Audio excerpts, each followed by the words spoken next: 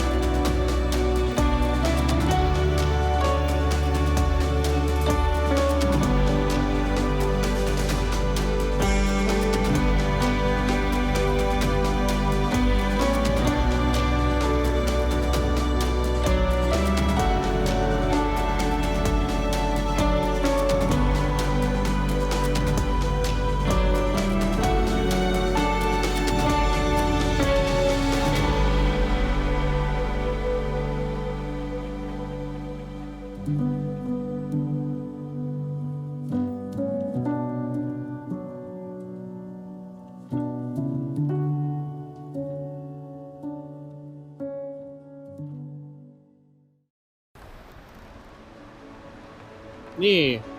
vähän matkaa eteenpäin kun käveltiin toiseen suuntaan.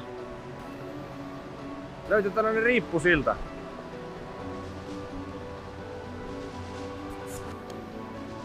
Tästä on taas ei kaikkein kovimmat virtaukset tällä kohti, mutta virtaamaa on silti.